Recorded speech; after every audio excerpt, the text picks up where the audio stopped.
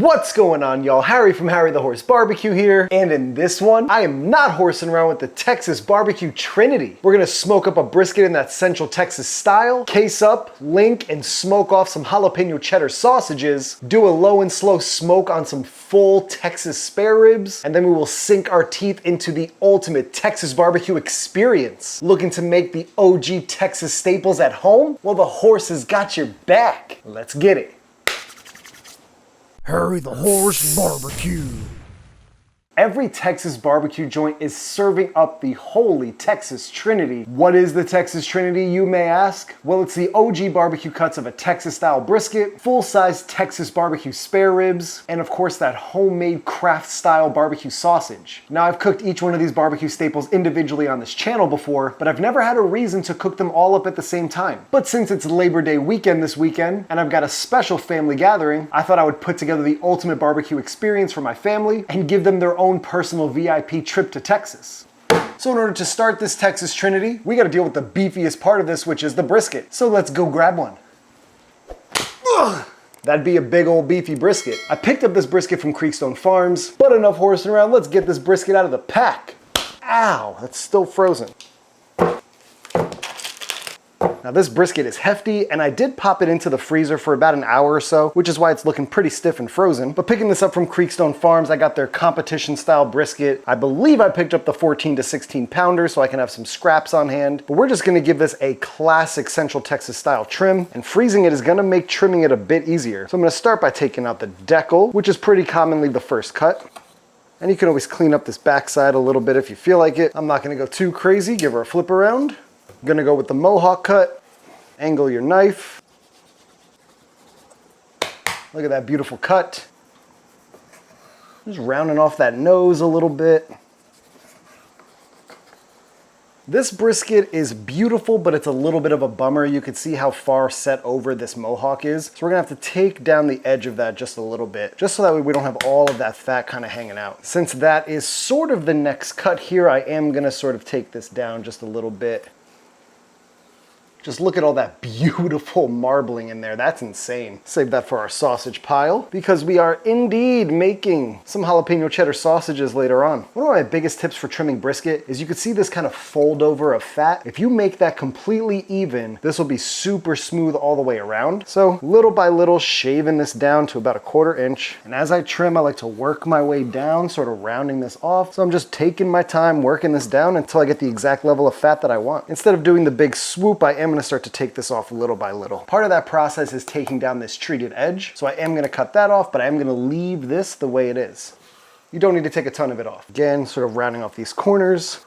If we do that one big swoop, then we could take off too much flat. And although we are gonna use it for sausage today, you can see I'm reaching that point where the flat is pretty much thick enough to survive this cook, but the thickness of that fat is way too much. We gotta take it down. Overall, I got lucky with this Creekstone brisket. It is looking mighty fine. And I can't even lie to y'all, this is one of the most beautiful briskets I've ever trimmed on this channel, if not the most beautiful brisket. Good Lord, look at the shape, the smoothness, that mohawk. Underside looks great. Just look at that. Oh my, I have never seen anything more beautiful. So I wrapped up the final details of this brisket trim, and this brisket is looking phenomenal. We've got the perfect level of fat on the top of this brisket. The shape is looking on point, and this brisket is just not gonna be horsing around. I also took all the trim from that brisket and separated it into mostly fat and mostly meat. This is not everything we're gonna use for sausage, but we'll touch on that later. But these scraps will hit the freezer until we're ready to make sausage, and this beautiful brisket is gonna chill on this wire rack in the fridge because I trimmed this a day ahead of time, but the fridge will give it a chance to kind of dry out, relax a little bit, and kind of firm up that fat again. So off to the fridge, and let's start putting together that jalapeno cheddar sausage. Now we've already prepped a little bit for our jalapeno cheddar sausage, but I picked up a chuck roast and some country style ribs, which are basically pork butt strips. And we're gonna chip these into our full 5-pound batch of sausage. So enough horsing around, let's get them out of the pack. I'm gonna be channeling my inner Tyler Hodge today, and I'm gonna be making a mostly beef with a little bit of pork jalapeno cheddar sausage. We've already got the brisket trim cubed up in the freezer, and now this chuck roast is just gonna add some more beefiness and more body to our sausage. So just cubing this up just like I did the brisket trim, but I'm pretty much going for exactly 5 pounds here because I'm not feeding too many people, and I'm also using Chud's BBQ's sausage starter mix. Done with the beef, bring in the pork. Look, they gave me little baby back ribs attached to this. But if you haven't been over to Hoodoo Brown, I highly recommend it. Tyler Hodge makes one of the best, if not the best, jalapeno cheddar sausage there is. Snappy, it's plump, it's beefy, and we've got our supporting cast of meat characters here, and they're ready to hit the freezer until they're pretty firm. So what I'll do is I'll basically weigh out about 4.5 pounds of meat, chip in about 1/2 pound of fat, and whatever's left over will vac seal and hit the freezer for another time. But in about 30 minutes, we should be able to start making some sausage. Can't forget this guy, 10mm coarse die. Within this 5 pounds, we have plenty of intramuscular fat within all of the meat, so I think this will be perfect for about an 80-20 ratio sausage. Grinder's cold, meat is cold, foot pedals attached. Time to grind it up. I should probably grind this meat into something. That grind is super coarse, really pebbly, but we want a more emulsified sausage, so we're gonna go back through the grinder one more time on the coarse die setting.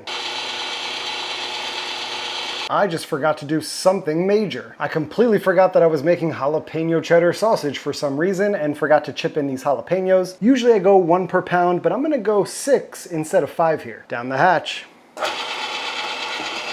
And we're good to go. Our sausage grind looks great. You could see how pink it is, which means we're gonna have a nice and fatty sausage. Those jalapenos broke down pretty nicely.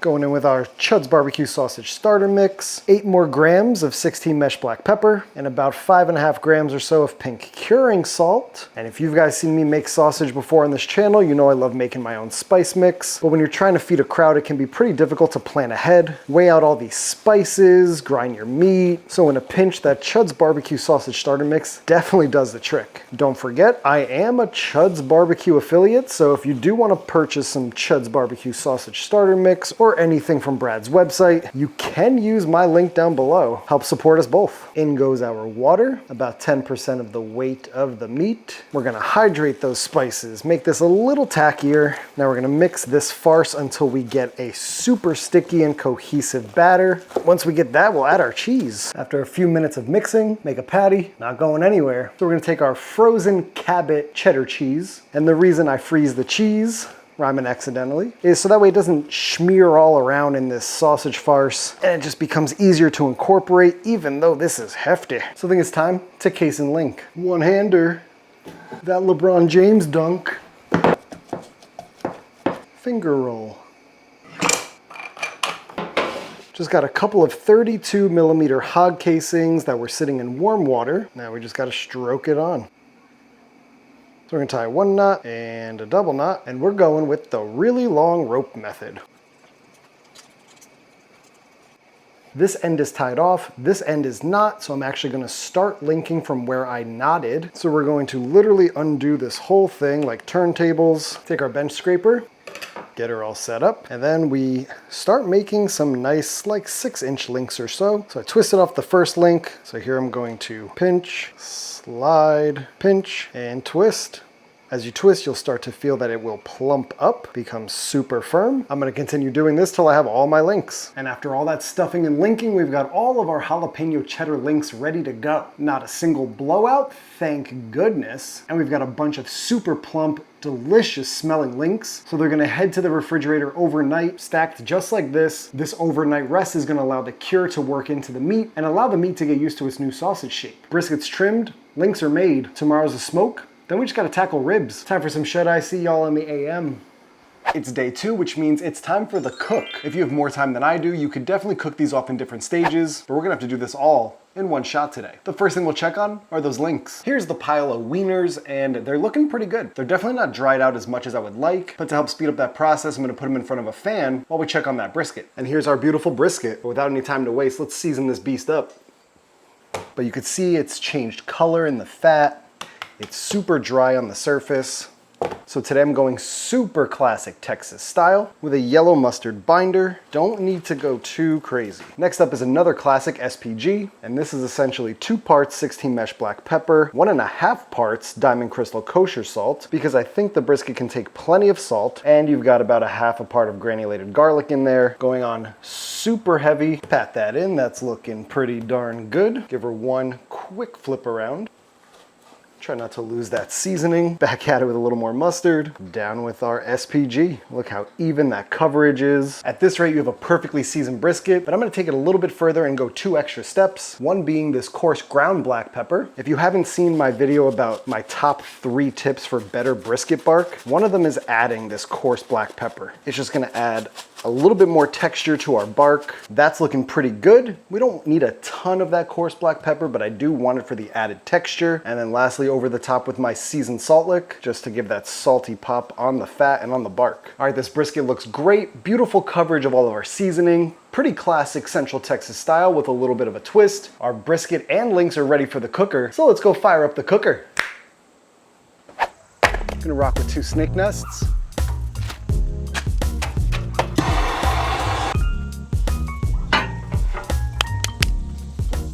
Almost there. All right, y'all, cooker's up to temp, and since we're cooking brisket and sausage at the same time, I'm gonna go with the popular cold smoke brisket method. Since we're cold smoking the links, the brisket can go on at the same time, allowing it to get a little bit more smoke flavor and a little bit more color early on in this cook. So enough horsing around, let's get these proteins on. Up and under. Okay, brisket's gonna go middle back of the cooker. Links going on here, and our big rack of links going right in front. Just keeping the links on the rack to keep the links clean because the grates aren't the cleanest. Things are looking great. We're gonna cold smoke these at about 150 degrees. That way we're not in the danger zone for the brisket, but those links can still get that classic cold smoke. I got the damper to the smokestack about halfway closed, and as mentioned, our fire's rocking about 150 degrees for the first 2 or 3 hours of this cook. I'll bring you all back when these links are looking red and smoky, and that brisket's taking on some good smoke flavor, but until then, all we gotta do is close it down. Boom shakalaka. These links have been cold smoking for about 3.5 hours, so time to drop them into an ice bath. They're looking shiny, nice and red, super firm. They're a little wrinkly because we were cold smoking on the hotter side, just so we kept that brisket out of the danger zone. But these are fresh off the pit. Time for the cold plunge. Yeah, that ice water is gonna stop the cooking process, and it's really gonna help tighten up the casings. But I can't lie to y'all, these have a beautiful color, and they're gonna be super plump and snappy. So these will rock in this ice bath for about 15 minutes, and then we'll fire these off for service tomorrow. But in the meantime, we gotta crank that pit up to about 225, 250, and really get that bark forming and that fat rendering on that brisket. All right, y'all, we're about 7 hours into this brisket cook, and this brisket's looking great. You can see the bark is pretty much fully set, a little coming off. We've got a little pooling in this area around the flat, but nothing that a little tip won't fix. You can see this decal fat is sort of rendering out and starting to poke out. The point end is still feeling squishy, nothing burning. The flat is feeling good, so I'm just gonna give this a quick spritz down on those areas with some apple cider vinegar, on the point, on the flat, and then I'm going to actually apply some foil band-aids here just to protect that point and flat end from crisping up too much. We're gonna continue cooking this brisket at 250 to 275, then we'll wrap her up. Some Wagyu beef tallow down, our big old beefy boy. This brisket's looking fantastic. It has shrunk up a ton. This fat cap seems super rendered, and it's temping about 195 to 200. I'm gonna let this bad mamma jamma of a brisket hang out on the counter just for a little bit like this. Once it's cooled down for maybe about 15 minutes, I'll wrap it up in this foil, and we'll basically let it finish cooling off while completely wrapped, which will soften up this bark a little bit, and it'll basically help finish out the cooking process of any of the parts of the brisket that have been a little bit behind. This brisket did take about 13 hours. We'll wrap it up here in a bit, and then it's gonna head into my oven set to 150 degrees for a nice overnight rest. Links are done, brisket's ready for an overnight rest. Tomorrow we just gotta knock out those spare ribs, so I'll catch y'all in the AM. It's day 3 of this Trinity, so let's cook some ribs. Let's get it. These be some spare ribs. I've got 3 racks today, but I'm only gonna demo 1. They're all gonna get the same exact treatment, so enough horsing around. Let's get these ribs out of the pack. Before we get to these, let's make a rib rub. 2 parts 16 mesh black pepper, a full part of diamond crystal kosher salt, half a part of granulated garlic. 2 more ingredients are gonna help these ribs shine. About a 1/4 part of paprika, and a little secret ingredient, this is granulated sugar. It's not gonna clump up like brown sugar, and it's gonna really add a sweetness to this rub. That's looking pretty good. Excuse the light, it's early. Now these aren't full-on Texas spares because I can't really find them, but they're as close to the real thing as I can get. We could take off this skirt first. Skirt, trim up any of this weird looking loose fat, leaving that membrane intact because I don't have the time to take them all off, and I usually leave them on anyway. Actually, might be a little bit of that chine bone still left on here. It's got a little bit of meat on it, but I'd rather a more even spare rib. Shave this down, round off the corners, take down some of this fat because it's just gonna slide right off. Shape is nice, a little meaty, a little thin. Right there, we got a little bit of a shiner. Let's season them up. We're gonna go down with our rub, nice and heavy. Just a nice even coat all the way across.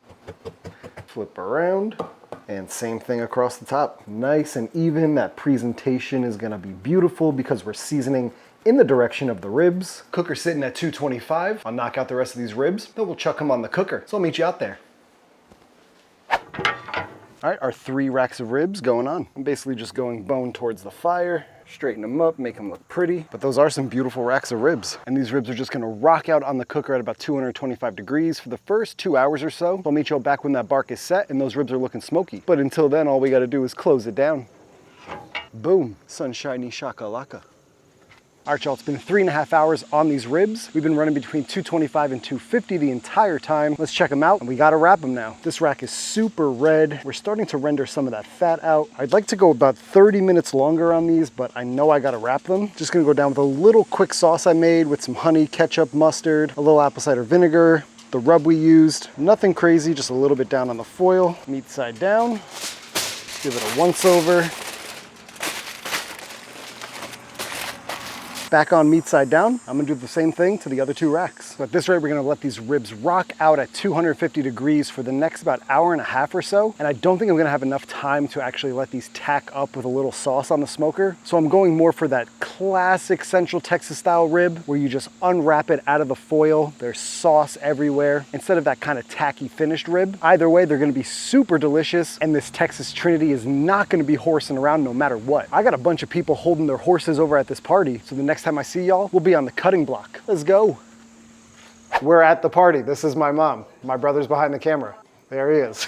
Texas style ribs, here we go. I'm gonna go this way so I don't splash the camera. Oh, we lost a bone. That's a good sign. Yes, chef. Yes, chef.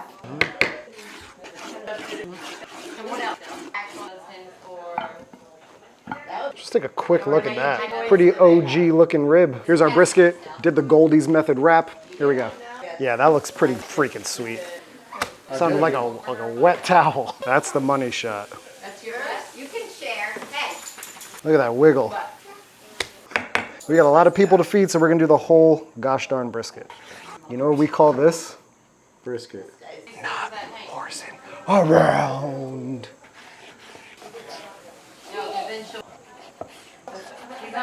Look at that. That's pretty darn good.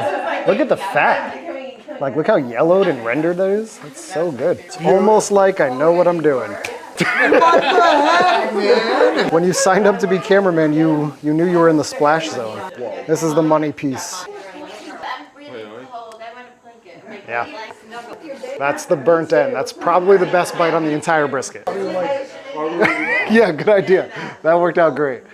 Oh my God. This camera angle was whack, but that was amazing.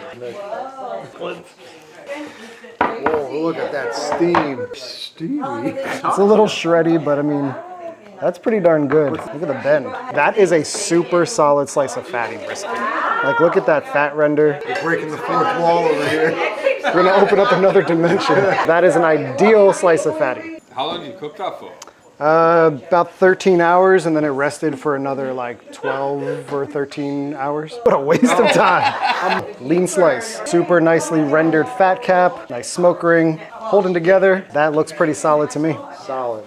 Yo, I gotta do sausage really quick. Sausage. Do you want me to put some light on it? Sure, if you want to see, really good. if you want to see the glisten, there you go. Homemade jalapeno cheddar sausage, classic OG Texas link. Should I pop this? Yeah.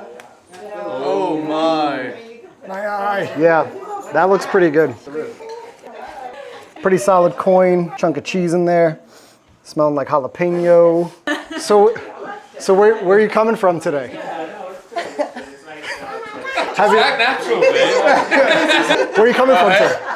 I'm coming all the way from England. All the way from England, so I take it's your first time here, huh? It sure is, yeah. All right, so what can I interest you in? You want a little lean, a little fatty? I want to be a lean and a little fatty. All right. What do you think, Louis? You want that whole thing? I want the whole thing. There you go. Ribs are right there. We gotta get this down. Where are you coming? So where are you coming from today? I don't know you. Just like tons of sausage. I've never had a customer jump over the counter and just take his own meat.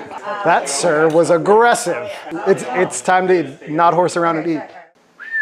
Well, that was a ton of fun. It's always so great when my family gets together. We share a ton of laughs, we catch up, and it's just a great feeling and experience for me to be able to share something that I love doing with my family, and the feedback is always amazing. But you know, anyone who makes barbecue for their family usually gets pretty positive feedback, but I was analyzing the barbecue and I was pretty pleased through and through with everything that I saw. The brisket was cooked to perfection, and that brisket got devoured instantly. I mean, there was literally no leftovers of brisket. Everyone said the sausage was the star of the show. The spice wasn't overwhelming, it wasn't underwhelming, it was right in that sweet spot. And my family also devoured 2 racks of ribs, no problem. Ribs were cooked to perfection. They were bite off the bone without falling off the bone. The flavor profile was that classic salt and pepper with a little bit of sweetness from that sauce. Over a 3-day span, I was able to put this feast together, and all I had to do was pull those ribs off just in time, and the feast came together no problem. And you know this barbecue feast was not horsing around when there's literally one sausage as the only leftovers. But before we wrap this up, I want to give you all a nice little snap test. And at this point, I don't know what else to tell y'all except for stop horsing around and make these already.